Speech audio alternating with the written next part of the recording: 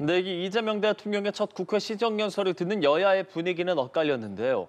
여당은 기립박수로 환영했고 국민의힘은 미동 없이 연설을 지켜봤습니다. 일부 반발의 목소리가 나오기도 했는데요. 자세한 소식 국회 취재기자 연결해 알아보겠습니다. 정다희 기자 전해주시죠.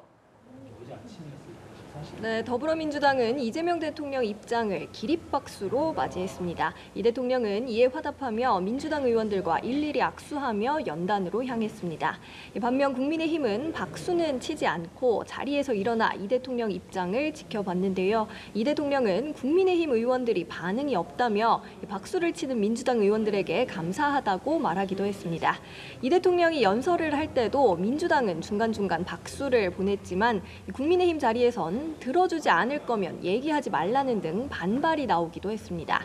이 대통령은 연설 후 국민의힘 쪽으로 먼저 가서 야당 의원들과도 악수를 나눈 뒤 퇴장했습니다. 시정연설에 앞서서는 우원식 국회의장과 여야 지도부와 환담을 가졌습니다. 민주당은 이번 추경안에 대해 민생을 살리기 위한 예산이라며 환영하고 있습니다. 6월 임시국회 회기가 끝나는 7월 4일까지 신속하게 처리하겠다는 입장입니다. 반면 국민의힘은 민생회복금 등 현금성 지원은 포퓰리즘이라며 반발하고 있는데요. 송원석 원내대표는 시정연설 이후 말 따로 행동 따로가 되면 거짓말이 될 가능성이 많다며 말하신 내용을 실천으로 보여주길 바란다고 밝혔습니다. 국회에선 김민석 국무총리 후보자 인사청문회 파행을 두고도 후폭풍이 이어지고 있죠. 네, 김 후보자 인사청문회는 여야 대치 끝에 자정을 넘기며 자동으로 산회됐는데요. 민주당은 국민의힘이 청문회를 포기했다, 도망갔다고 주장하고 있고요. 국민의힘은 끝까지 기다렸지만 핵심 자료들을 제출받지 못했다며 파행의 탓을 서로에게 미루고 있습니다. 민주당 김현정 원내대변인은 오전 회의 이후 역대 총리 후보자를 야당에서 인준 안 해준 사례가 없다며 야당의 협조를 촉구했는데요.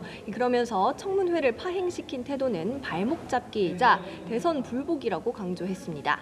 반면 국민의힘 송원석 원내대표는 의원총회에서 참고인도 자료 제출도 없는 사상 최악의 청문회라고 평가했습니다. 그러면서 김 후보는 총리 무자격자라는 사실이 만천하에 공개됐다며 이재명 대통령을 향해 지명 철회를 촉구했습니다.